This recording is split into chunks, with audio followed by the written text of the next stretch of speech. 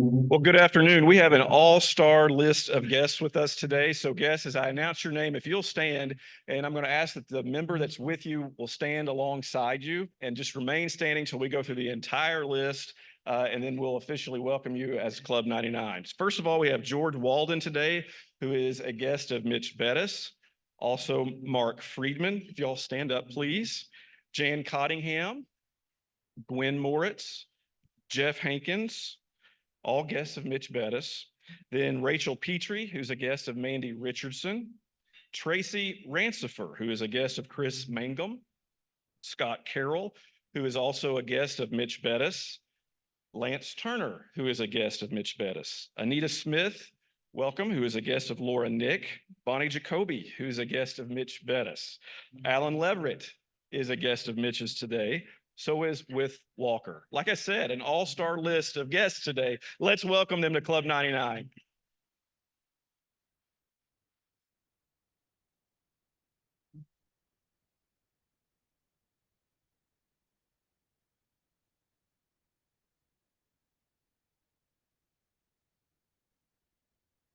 Good afternoon. Happy New Year. I am very pleased to welcome Gabrielle Edwards to Club 99. She is the Senior Development Officer for the Arkansas Museum of Fine Arts and is passionate about connecting community, education, and the arts. She has a BS in Community Health Promotions, a Master's of Public Administration, and a Nonprofit Management Graduate Certificate in Nonprofit Management.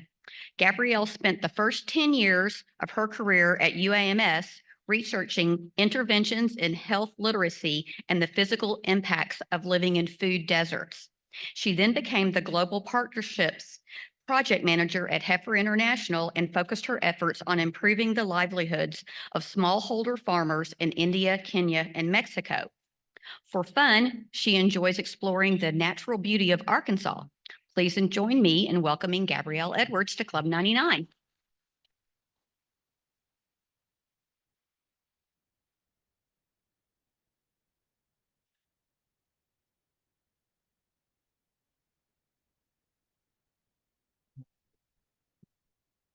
All right. Well, thank you, Michael and Chris and Elizabeth, and welcome, Gabrielle. We're excited to have you in Club 99. So before we get started, just a few quick announcements.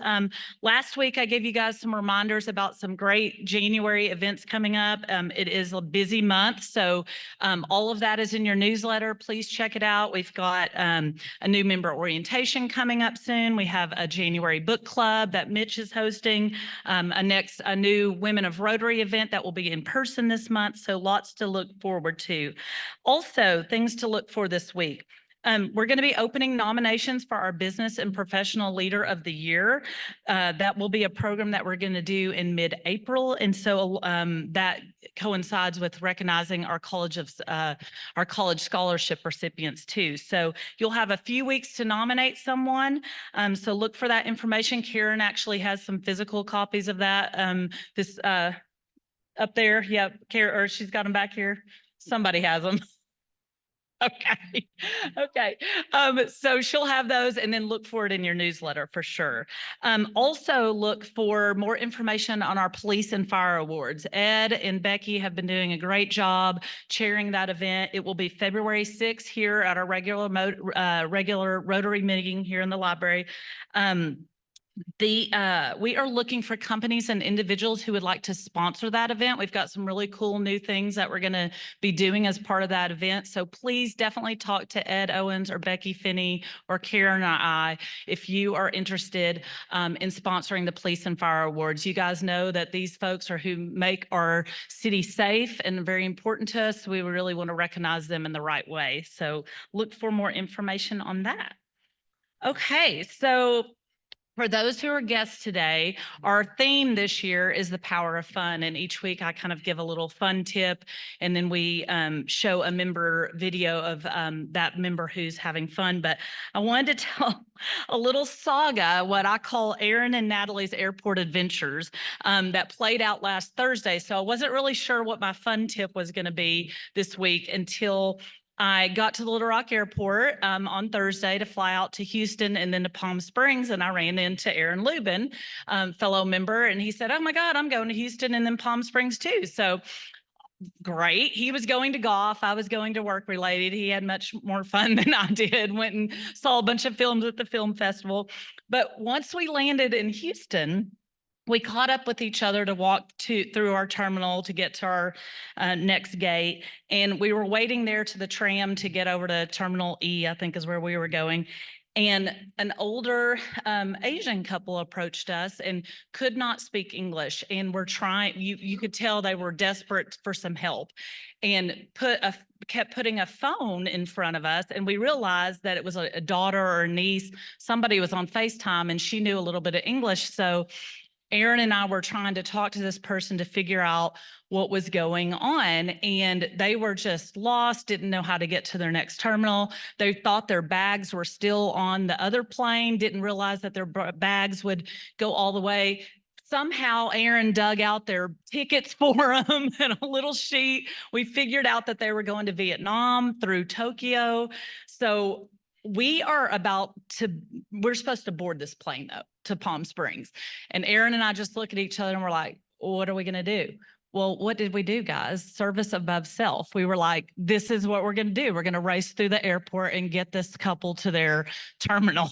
So it was crazy. And we were literally, and they were like walking really slow. And I said, okay, I'm going to run ahead and try to get to their gate and talk to a person there. So Aaron was back there with them. I run up we get over to Terminal D.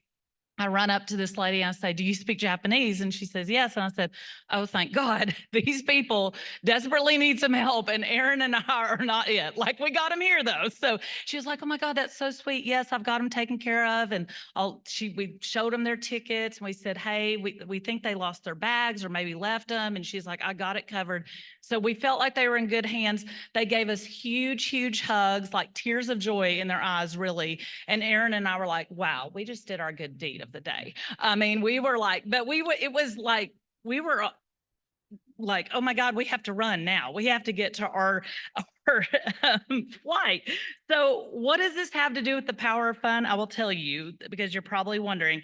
It's really a testament to opening yourself up to fun. And it really can truly happen anywhere in weird circumstances. This sounds like a stressful story, but like, don't worry, we made our flight. Everybody got to Palm Springs. It was great.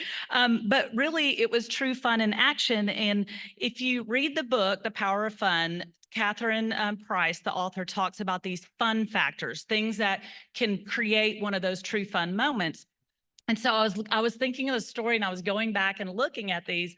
And like, if you think about the fun factors, so we talk about connection, playfulness, and flow, and that makes a true fun moment.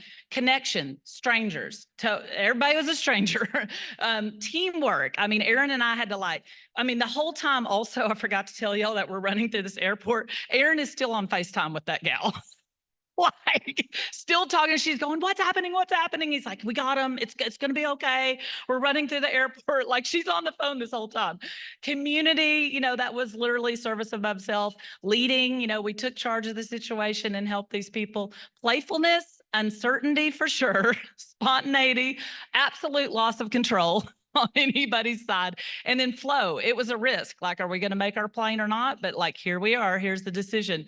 And so I think, like, I would say out of all of those, loss of control, strangers, and teamwork were probably the biggest contenders for fun factors there. Am I right, Aaron? So your lesson from Aaron and Natalie's airport adventure is that you never know when a true moment is going to make itself available to you. So lean in, take the risk, do the act of kindness, and have fun. Side note on this story, Aaron, I came back on Sunday and didn't have any air issues. Monday, Aaron had to fly from Palm Springs to Phoenix to Charlotte to Little Rock. He just got in this morning at 10:30. His wife brought him clothes to change. You want to talk about a dedicated Rotarian? He's here in new, fresh clothes that his wife brought to him. And he had another adventure in Charlotte where he helped some people who spoke Spanish get to their gate. So Aaron Lubin is the Club 99er of the week. Absolutely. Yes. Definitely. You deserve that and more, Aaron. I gotta say, it was great.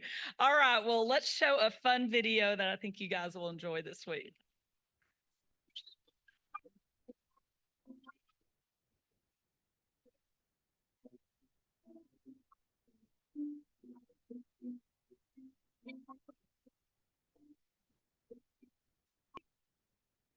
Hi, my name is Sarah Biddings, and I'm an architect with Polk Stanley Wilcox Architects. When I'm not being an architect, I love to play the piano.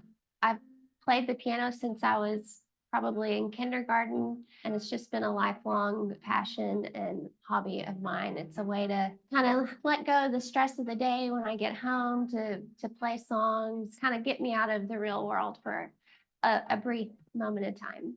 My mother played piano and her mother played piano. And so it was just kind of one of those things. And now, keeping with family tradition, I've gotten my son into piano as well. My son is 13. He's a typical teenager. But one thing that we do share in common is that he has really developed a love for the piano and for classical music in general. The piano has kind of gone from being a hobby to being an activity and a way for my son and I to kind of still be able to bond. We often look forward to going to the live symphony performances together.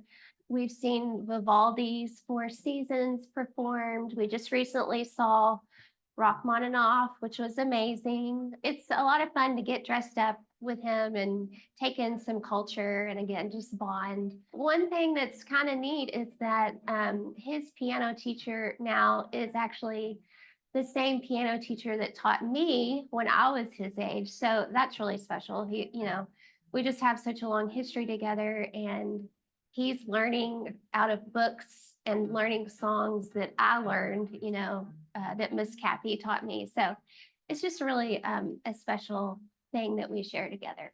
I mostly stick to classical music.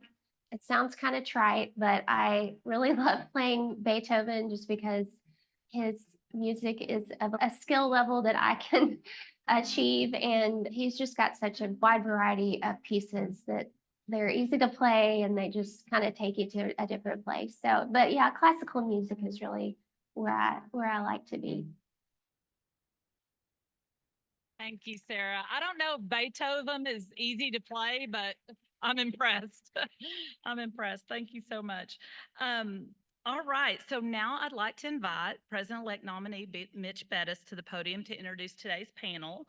I'm personally excited about it. I worked at Arkansas Business for 5 years with all of these folks, and they're the best of the best, truly, and it's going to be a fun panel today to talk about 40 years of Arkansas business. So, Mitch.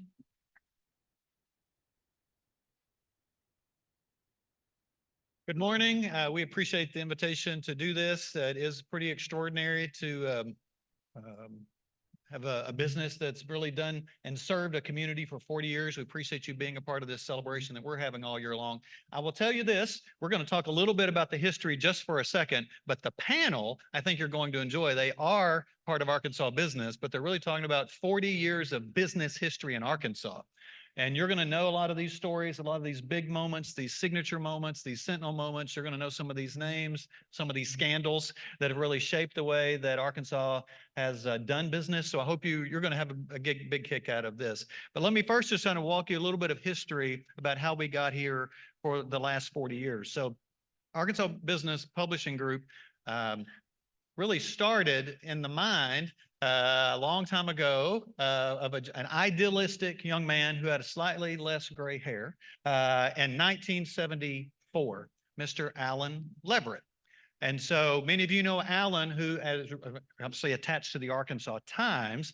And so in 1974, this idealistic young man was looking to create a company that was different than anything else, different than mass, right? There are the Dim Gazette, and there's TV stations, and there's radio stations, and there's mass media. But all those folks try to cover a lot of things, but not with a lot of depth. And so Allen really in those early days had a vision of creating a company that served a narrow audience, but did really great work for a narrow group of people, as opposed to trying to do all things to all people.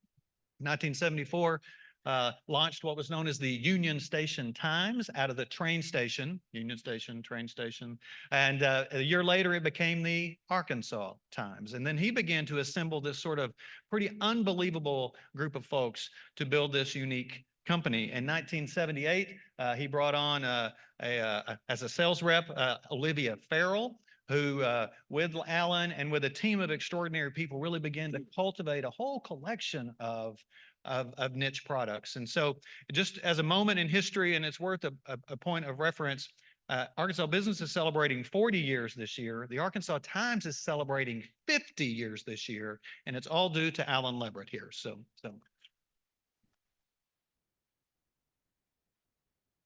if you fast forward, a lot of products were getting created. And if you fast forward about 10 years, in 1984, a couple of gentlemen approached Alan about starting a business journal, Ted Wagnon and Dan Owens. In particular, Dan recalls surprising Alan in an office one day, just popping up and said, "Hey, you got 5 minutes? I've got a crazy idea." And he says, "I'll give you 5 minutes, but no more." And a couple hours later, they've sort of joined arms to launch what would become this special edition that ultimately became Arkansas Business.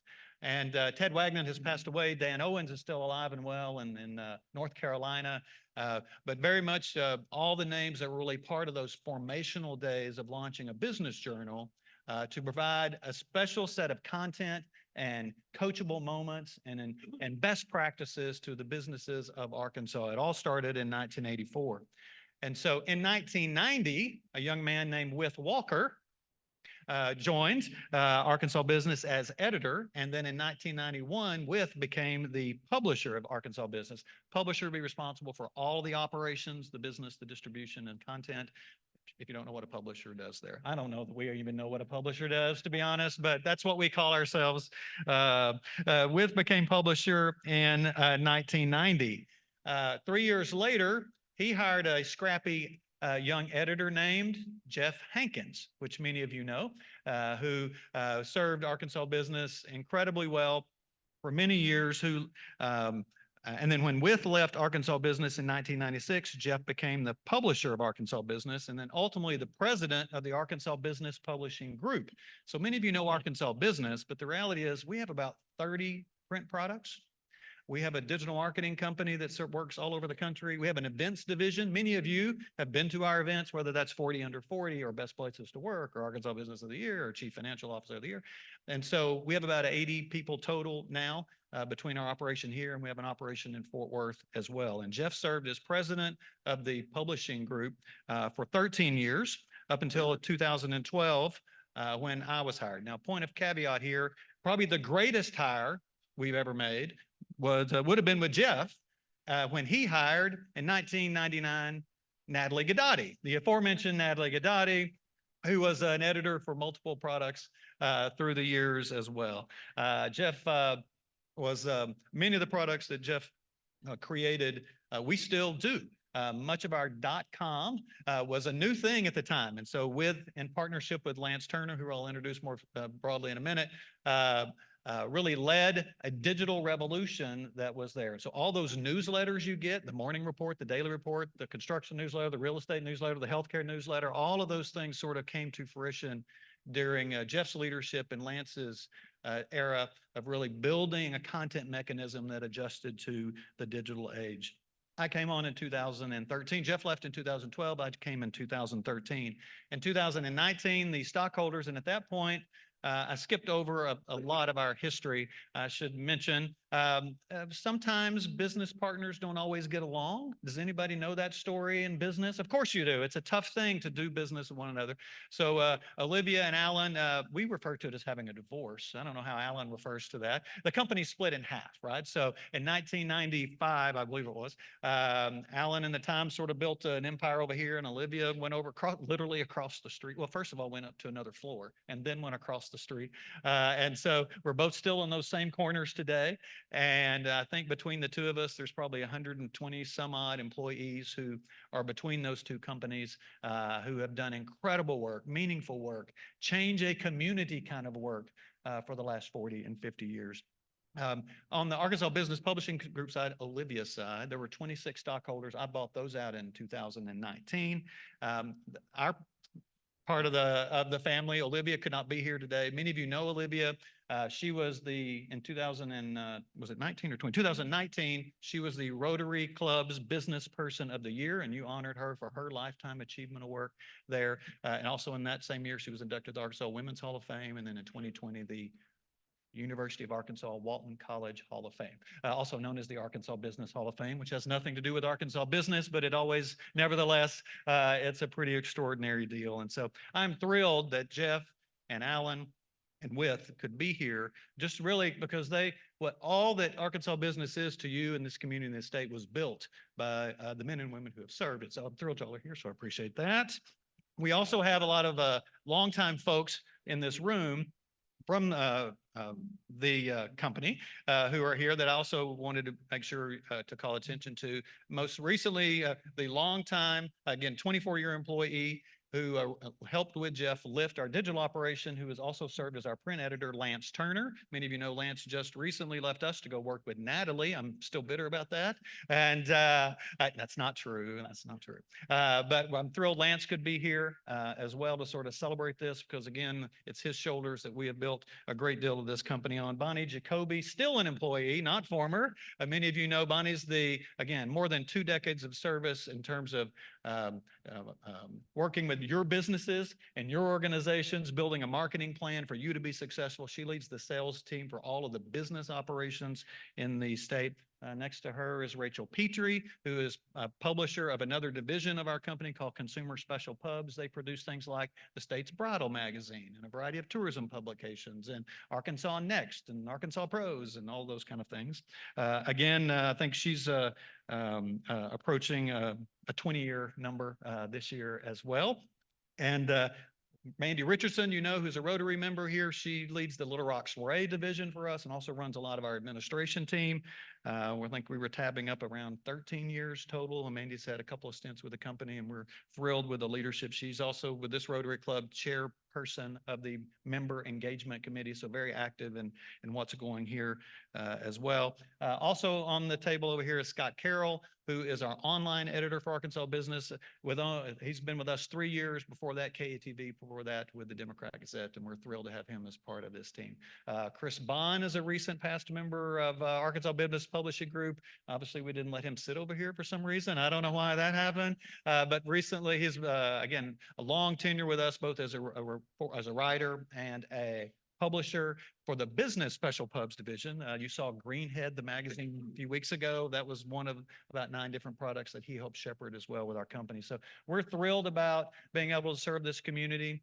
We're thrilled about all the things we're able to do to be a part of your lives. And that's what you get for history. However, now the history of business in Arkansas has been told by the 4 panelists for the better part of the last 2 decades. And I'm thrilled to invite them up, and I'll do a brief intro for them. And they're going to tell you some stories that you know about, that they've sort of reflected on as sort of the signature moments of development of business in the state. So if you 4 want to come on up, I'll get started on your intros. Many of you know Gwen Moritz, who is again, had been the editor of Arkansas Business for more than 20 years. As when Lance made a move, we've called her back up. You can come on up here. Here, I'll do this. That's it. I'll keep talking. And so Gwen is serving as editor again. She's been on our staff for 24 years total, and we're thrilled to have her leadership there. Next to her is George Walden. George Walden has been on our staff 39 years. And so was part of when the company was all together, he was part of he was part of the Arkansas Riders Project that founded in 1974. He's been around for a long time, covering a lot of what you follow, commercial real estate and banking in particular. If you want to know something about a square block in Little Rock that has been bought and sold 300 times and who financed it and who sold it to whom, somewhere it's all almost encyclopedic up here. Mark Friedman, right here, has been with Arkansas Business for since 2000 actually, so 23 years as well. He also does some event photography for Soiree on occasion, and he used to do quite a bit of that as well. He covers a lot of healthcare and a lot of legal issues and major stories. He's he is our lead senior reporter that covers the courts and all things scandal, I suspect, on that as well. And moderating today's panel is Jan Cottingham, who has been a journalist for more than 40 years. She's been 12 of those years was at the Democrat Gazette and all of the bitter wars that went on in that journey. She's the managing editor of Arkansas Business. She's been doing that since 2006. Serving you, the business community, this is only like half of our content team. This only represents half. This four represent more than 100 years of service to you at Arkansas Business. It's an extraordinarily talented field, an incredible group that's been shepherding news about business in Arkansas, and they're going to take it away. I'll turn it over to Jan to moderate today's session. So welcome the crew. It's on. Can you hear me? Okay, very good. Thank you, Mitch, and thank you all for having us. We're delighted to be here.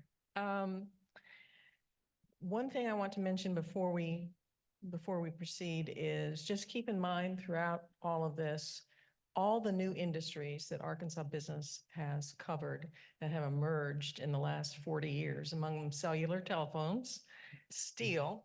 Arkansas is now the biggest steel producing county, Mississippi County in the nation, natural gas fracking, medical marijuana, and lithium extraction, which looks to be like it will become a huge industry in South Arkansas.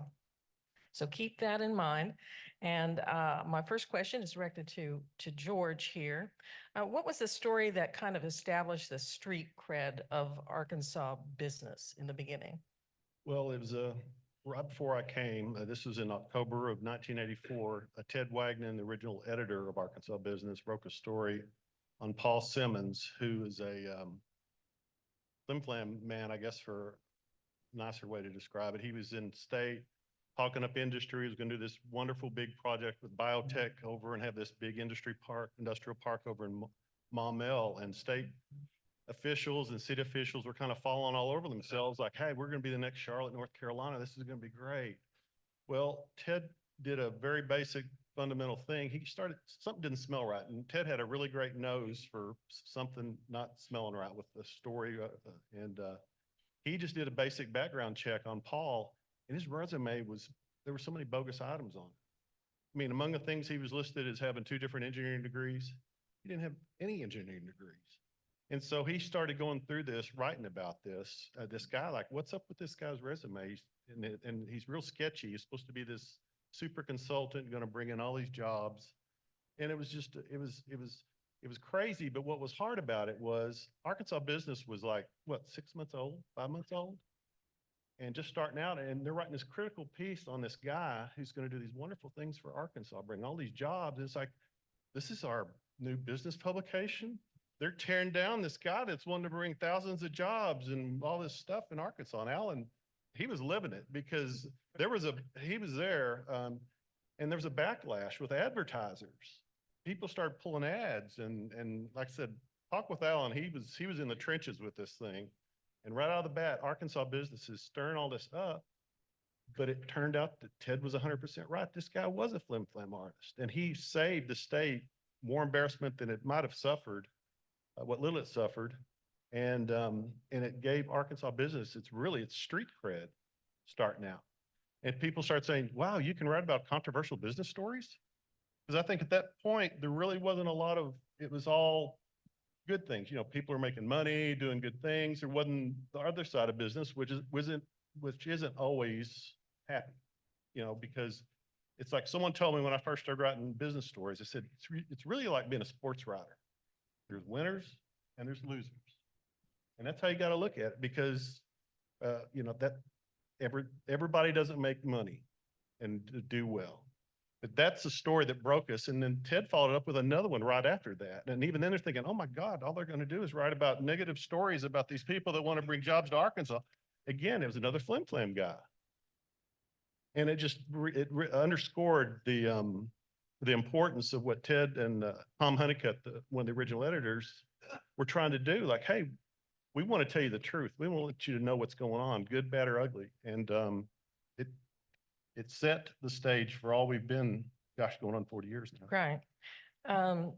Arkansas Business has a long history of covering the state's financial community. That's one of the most popular sectors among our readers. What are some of the highlights that you recall in your career? Well, I got to looking back on a list that we did a while back, and just look at what's changed in terms of the players over the past 40 years. Does anyone remember what the largest lending institution was in Arkansas back in 1984? This is 84. First South was the second largest. First Federal of Arkansas. I mean, think about it. The two biggest lending institutions at that point were S&Ls. Are there even any S&Ls anymore? They all went away. That everything blew up after, started blowing up in 87. And there's so many casualties. And I was curious if anybody could name who are the top lenders today, just to show the change. Because First Arkansas had about $1 billion in assets. They were the biggest. And the largest one today has, I think, around 30 at last count, a little over. Does anybody know who that is, the largest lender? Close. Arvest is second or third. I was trying, no. It's Bank OZ, yeah, Arkansas based. Yeah, it's Bank OZK. And back then, they weren't even a blip on the radar. And that was right before, I guess, George Gleason got involved with it and started building up literally the Bank of Ozark is where it kind of started, and it moved from there.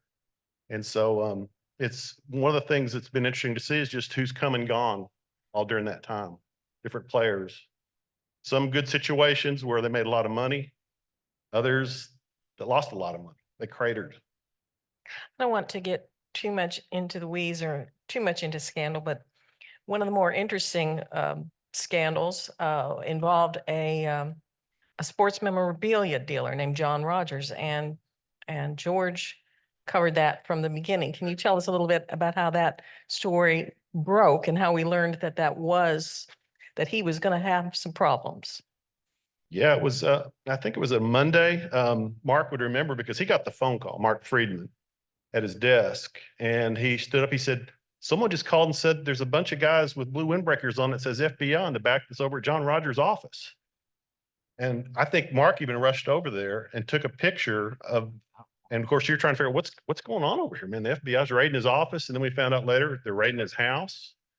And all we kind of knew, everybody kind of knew at that point was John was a big wheeler dealer in the sports memorabilia, all sorts of cards, collectibles, autographs of the famous. And then he was trying to build up this business with archives, of newspaper archives, to be able to digitize them and with all this metadata, and was going to preserve all this great history of all these old newspapers that people, that they were going to toss them since they were getting rid of all that stuff. Everybody's going to digital.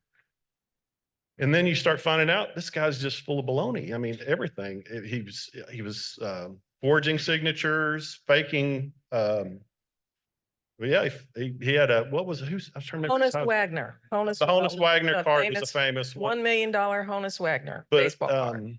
I'm just going, who won the Heisman over at, it was Oklahoma, Billy Sims. He fabricated a Billy Sims Heisman trophy. I don't, and was hawking it. I mean, just crazy stuff. He was into all kinds of things, any way to make money.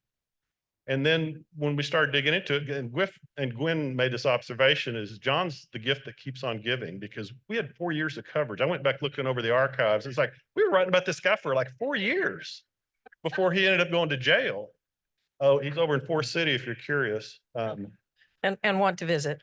Yeah, and went to visit. And but it was just one thing after another. It's just amazing. He was out on bail here in Little Rock, and they caught him going into Goodwill and buying old things and making up more fake artifacts to raise cash. I mean, it was like he's on bond for this, and it's just like he couldn't stop himself. Crazy. John Rogers was an example of a trend that Arkansas business has kind of followed throughout the years, and that's just warning our readers about sketchy operators. And there have been a bunch of them, and Gwen is very familiar with most of them. Do you want to talk about a few of those? Well, am I on? I'd like to say that we are on the front end and every time we're not. John Rogers was one of our 40 under 40. So was Aaron Jones, who ended up burning his house down in Chenal, for the insurance. He sent his wife and kids to their other home in Florida that weekend. But we've watched a lot of these things blow up. Mark, I believe, was the first to warn us that Kevin Lewis was doing something weird with the bank he bought in Batesville, that bank up there had invested in a bunch of bonds that all turned out to be phony improvement district bonds. But it was his own bank. I've never figured that one out. That guy pleaded guilty to, it was the biggest really Ponzi scheme that has been prosecuted in Arkansas. But he pleaded guilty, so he never really explained why he, fouled his own nest there, that he used his own bank's capital to invest in what he knew were phony bonds he was printing at his house. The biggest Ponzi scheme was one that we really were pretty early on, as far as reporting it, but it had been going on for 10 years, which was David Howell. Some of you may remember that one. It was even bigger. It was more around $80 million, but he had already died in a hotel room in Beverly Hills when that all started falling apart. I mean, that's really sad. At that point, that's been about 20 years ago. That was the first, I had heard of a Ponzi scheme, but that was the first one we had ever really covered here. We also had a little piece in Arkansas of the Allen Stanford $1 billion Ponzi out of Texas, or Antigua, the Antigua Bank. We had some part of that here in Arkansas because some people here had invested in it. There were people selling it here unknowingly. There were a lot of victims of that one. Oh gosh, another strange one that we covered pretty early on was Dennis Smiley Jr. That one was a reminder that just because somebody's a banker doesn't mean that you shouldn't actually check their assets. A lot of banks need to learn to, bankers, remember, check those UCCs, okay? To make sure that people, that your collateral is not already pledged to as many as 20 other banks at the same time. What about, do you want to talk a little bit about one of the biggest stories you covered was the disappearance of John Glasgow, the CFO of Yeah. Dillard. The Dillard Department CDI contractors, which Dillard's wholly owns now. It used to be owned by Dillard's and Bill Clark. That's a story that it probably, I think about that one more than is healthy, because it's been 16 years this month, and since John Glasgow just disappeared. It took 7 years to find his remains up at Petit Jean, which is weird because that place was really searched really well, because that's where they found his car. I think we will never, we'll never really know on that one. I would love to know what happened, but I don't think we will. Some of you may know Roger Glasgow, his older brother, and he told me every theory on it has a big hole in it that you can't get past, that what happened to John. And I think about it a lot, and because it has bothered me for all of these years. I think we want to talk a little bit about one of Mark's bailiwicks, and that's healthcare. Mark covers a lot of things. He covers healthcare, he covers the legal field, insurance, but tell us a little bit about how the healthcare and the insurance industries in Arkansas have changed. Well, probably the biggest change was that private option being initiated in Arkansas. If you remember, Arkansas was the first state in the country to do this. So, people could use the federal funds to buy Medicaid uh, uh, insurance through the private marketplace there. And that helped a lot of hospitals that were struggling financially and gave, I guess, about 250,000 Arkansans insurance coverage. And a lot of the hospitals, said that helped us, but they're still struggling today. Right, but it was a real lifeline for Yeah, a lot of hospitals. Yeah, and a lot of states, rejected taking the federal funds, and those are struggling, like Texas and Mississippi. So Speaking again back to shady operators, one story that you covered were the female bank employees. They were older, in their 60s or so, in the Yes. Walnut Ridge Bank. Can you tell us a little bit about those folks and what bankers might have learned from that experience? Well, Gwen did some coverage on that as well, but what these tellers, had worked at this bank, First National Bank of Lawrence County, for years and years. And even the CEO remembered he sat on their laps, these tellers. Well, when the auditors would come, they would transfer the cash to other banks. So it appeared. He sat on their laps when he was a little boy. Yeah. 'cause he Oh, was- yeah. Not now. Yeah, just to clarify that point, but because he was Amateurs. young and they were old, but so they would, to make it appear that they had more money than they did. And this went on for 10 years until a surprise audit exposed this scam that the bank ended up losing. About $4 million was stolen. And, these ladies went to prison. And this is what I always say in the newsroom, and Jan's heard me say it before. It's like, even though these people are, they're charming and things like that. And I said, well, Ted Bundy was charming too. And so you can't trust these people. So, Well, what did Ronald trust but verify, something like yes. that? Yeah. I cover the restaurant industry, and the pandemic, obviously, one of the big changes in the restaurant industry involved the pandemic, which resulted in a lot of closures, but some restaurants thrived throughout that. Restaurants like Slim Chickens, David's Burgers, any restaurant that had a really robust drive-through or takeout system, actually some of them made more money than before during the pandemic, and emerged even more healthy than they had been before. Of course, I mean, as many of you are just diners, that prices have gone up. That's because of inflation, the input costs, the food costs, but it's also because of labor costs. When COVID shut down everything, when things started coming back, restaurants had a hard time finding good workers. So they raised wages a great deal, some as much as 20%. They also added benefits that they had not had before, like insurance benefits. The restaurant industry is notoriously kind of operates on thin margins and often had not offered very good benefits. And that has all changed a great deal after the pandemic. One of the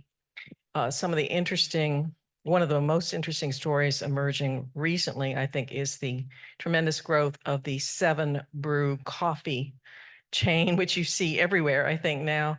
It's based in Fayetteville, and it's really growing exponentially, but they are now locked in a lawsuit with the billionaire founder of Jimmy John's, the sandwich operation, Jimmy John Leoto, I think. And he has very deep pockets. And so it's going to be written a little bit about their ongoing legal conflict. It's going to be interesting to see how that all plays out, because, as I said, he has deep pockets and he wants a piece of 7 Brew, and the 7 Brew founders say that he's not entitled to it. So these are just, continuing conflicts in the business community. that we will continue to cover. And so I think, shall we just open it up to questions? Do y'all have any questions?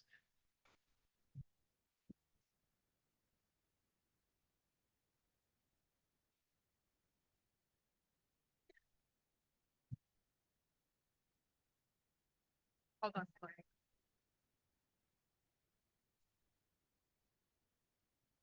You've done a lot of good investigative reporting, and certainly we are pleased that you share the things that you do. But there's also a side that I have seen where something's published and it seems as though, and I'll give you an example, Ron Struther committed suicide. And there was a news feed that came out pretty quickly that connected him, insinuated that he committed fraud. And there was nothing really at the time, even though there was some difficulties in Ron's life, the thing that came out with fraud was, it seems so terrible for his family to have that kind of thing happen. Do you ever have remorse? Do you ever feel like you made a mistake? Or do you feel like everything has always gone the direction? Speaking specifically to Ron Struther, I don't have any experience with Arkansas business with that. Gwen would be better to answer I that remember question. that incident, but I would have to go back and read the coverage at the time to know exactly what you're talking about. Your bigger question, do we have any remorse? There are a number of stories that I wish we had covered differently than we did. Yes. We try to put a lot of thought into them on the front end, but sometimes we're not working with all the information that we need as well when we start to cover a story. So we try to go as far as we can with a story, but we have a lot of stories that I wish we had known more at the time, or wish we had understood it better at the time. But on that one, I would have to go back. That's been several years ago, and I would have to go back and look at what you're talking about. I am going to go back and look at Well, what you're talking about. this was an online news feed that came out. So I'm just curious if you ever Right. find that Oh, you, yeah. I mean, there's a lot of All right, things, and we've thanks. gotten things wrong as well. I mean, just flat out wrong, and we always regret that.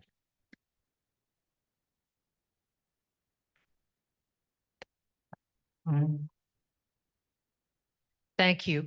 I certainly enjoy reading Arkansas Business every week and look forward to it. Two questions. One is, what is the most positive change you've seen in Arkansas during your career? And maybe one or two of you could pick that. What's had the biggest positive impact on business for the state?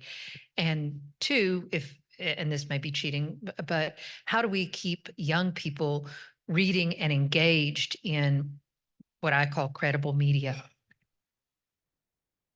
Only answer one. I think a positive development has been more women and minorities in business. And we try to be representative of that in, for example, our executive Q&As. We stay on the lookout for talented women and minorities, and so has business. And that has been, I think, a very positive development in Arkansas. I think it will be very interesting to see how many jobs and how much investment the lithium industry brings into South Arkansas. That has, because ExxonMobil is now involved and the Koch brothers are involved, that has huge potential for jobs and economic development in a part of the state that really needs it. Another big positive development has been the growth of the steel industry in Mississippi County. These are high-paying jobs, and they're highly skilled jobs. I think another hurdle, though, still remains is getting those people to stay and live in the area and send their kids to school in the area. And only when that happens will it really have a big effect on, again, Northeast Arkansas, which is has had some, just problems in its economy. Anything else? One thing I'm glad to see is, some of our colleges are working, have some new plans to help, students get out of college debt free. And because we've watched with growing dread and horror, how expensive it has been to get the kind of education that, my parents could afford to send me to Harding on current income. And it was, a middle-class family. That just doesn't happen anymore. So the cost of college education and efforts to get people out of college debt-free, I think is really good news. If you could, I was going to go back to that lady's question. I've probably upset more people than anybody up here because I've been here longer about things I've written. And I just want to let her know, all the people I've worked with, and I know it's true for me for sure, is every time I get ready to file a story that I know is controversial, you almost feel like you've got your hand on the trigger of a gun. And it's like, once you pull the trigger, it's gone. All those words are out there. Can't pull them back. You can write a correction, but that first, it's out there. And I know ever since when we think about this is going to cause ripples. You know how it is, ripples. Some are unintended. And, but we do think about what we write and try to think about the consequences and could we say, is this the best way to say it? Are we going too far? Are we not going far enough? And it's an art more than a science. I'll tell you that. And like Gwen said, I know there's times we could have said that better. We could have done, at that hindsight. But we do think about the consequences of what we write because it affects people's lives. I'm going to share something that's really personal that I wrote about when John Glasgow disappeared.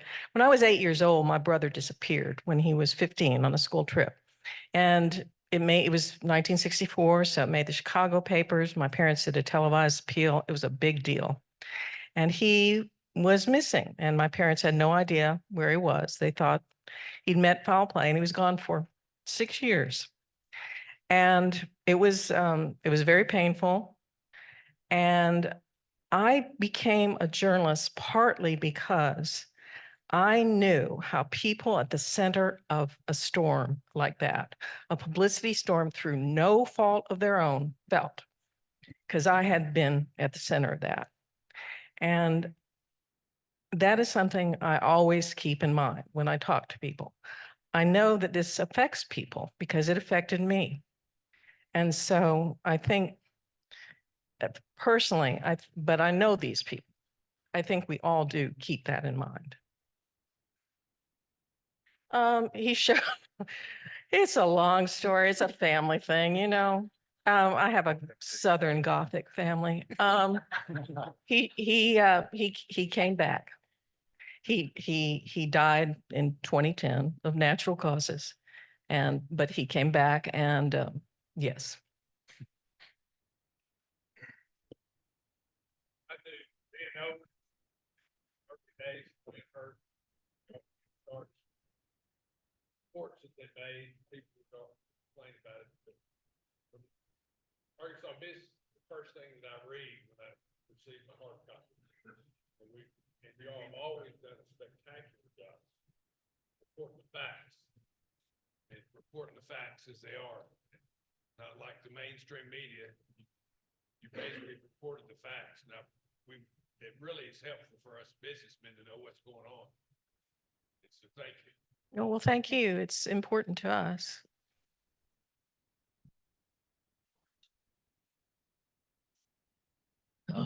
After he spoke, everybody said he had the Marilyn Monroe picture, Yeah. In New York. He had Joe DiMaggio on the steps. Everybody said, this is this is unbelievable. 5 days later Wow. is when that story broke. I gave him a book.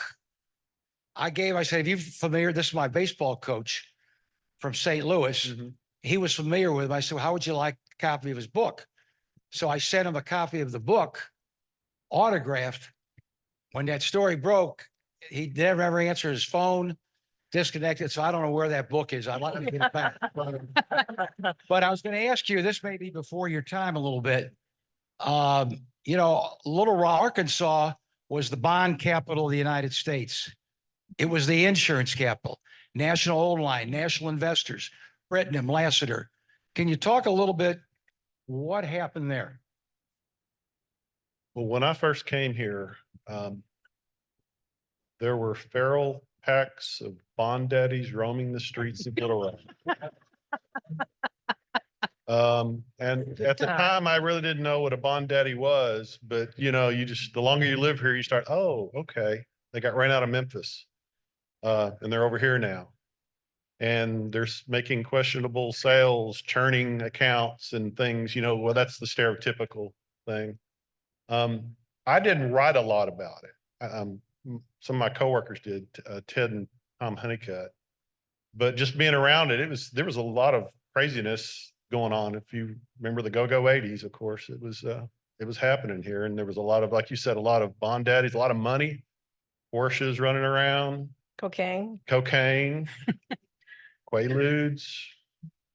Buster's was the hot spot down by the Capitol, for happy hour. Just trying to think about it. Jacques and Suzanne's was the place to eat if you wanted Francais food and Le Petit Roche, I guess. Yeah, it was a different era. You know, it's interesting. I'd forgotten a little bit about the insurance as much because of the bond daddies being such a sexy, scurrilous bunch. They attracted a lot more attention. I think we have time for one last question. Is that correct? Oh, Well, thanks. no. Could you talk a little bit about the controversy we were seeing between United Healthcare and Baptist Hospital? And I know, if I understand it, it's the Advantage plan only, but that in general, they're all the different hospitals and so forth have to negotiate with them, and how that affects the average citizen. Well, we'll have a story out on that. We'll have a We'll have a story story Monday. on this very topic, but the problem is the hospitals say they can't operate on these reimbursement rates that they're getting from the insurance companies, and the insurance companies say, well, we can't drive up rates because our payers won't pay that. So they're at this impasse, and you're seeing that, Conway Regional had the fight, and Arkansas Heart Hospital is going through this. So there's going to have to be some sort of impasse. They're going to have to come to some sort of agreement soon. But what it means for the average person who has United Healthcare is they'll be paying the higher out of network rate if they want to go to Baptist Health, which is, of course, as you know, the largest healthcare provider in the state. So we'll see. Thank you, guys. Jan, Mark, Gwen, and George, thank you guys so much. It was a great discussion. I knew you guys would bring interesting stories, and you did not disappoint. I do have to say, I gotta, on the Rogers thing, I was working for them on the PR side when that happened. And I think I may even pitched him to be a speaker at this club. So sorry. Also, I was on the phone with Lance, who had called me when somebody wrote on my little whiteboard at work, FBI at Rogers. And I was like, okay, well, and Lance was asking me about it. And I said, let me call you back. So who knew? That was just a crazy time. Also, Mitch, I don't know if you ever uncovered a video of your retreats. They're legendary at Arkansas Business, the retreats. And Lance and I were on the retreat committee where we made a video of the big divorce between Alan and Olivia. And Lance played Hankins in it, because they're sweater vest twins. So yeah, Lance played Hankins, somebody played Alan, Abigail played Olivia. It was great. So you should go find that, Mitch, and give you some good history of the company.